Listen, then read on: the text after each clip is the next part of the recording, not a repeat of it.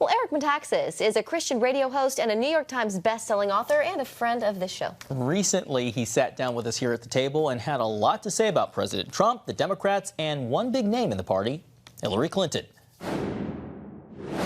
Well, Eric Metaxas is a radio host and best-selling author with his latest book called Donald Builds the Wall, and he joins us now. Eric, good to see you. Thanks for being here. Great to be here. Thanks for having me. Well, let's get to your book, but talk a little bit of news of the day first. You know, Donald Trump deciding to pull troops from Syria. What's your reaction? Well, I think he's obliged to make his case more clearly on why he thinks it was worth doing when there was such a chorus of voices from his supporters who thought that this was problematic. This impeachment inquiry, the Democrats are moving forward with this. Yeah.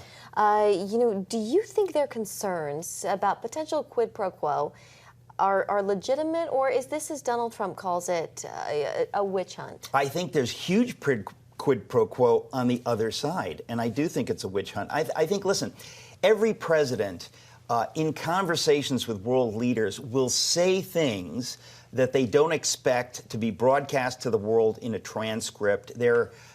Some presidents play it fast and loose, and no one plays things faster and looser than Trump.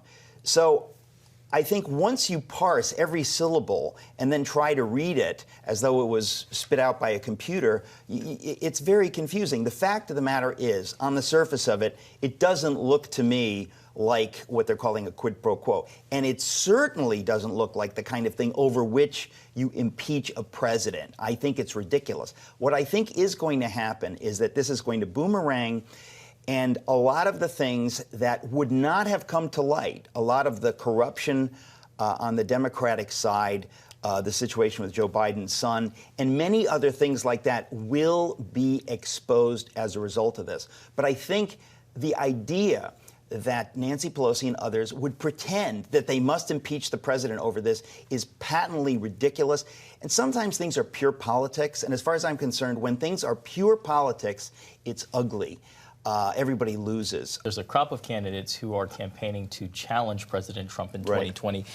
Which of these candidates do you think stands the best chance? Are there any that you think can mount a good challenge against him? I don't think it's possible for any of the current crop to beat this president.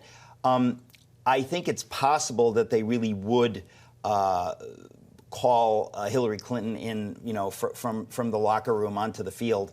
That sounds preposterous, and in many ways it is preposterous. But I think that they are not. They haven't fielded a good team, so to speak. They're in big trouble. Thank you so much for being with us. We always learn a lot when you're here with us. Oh, you're very kind. Thanks for having me.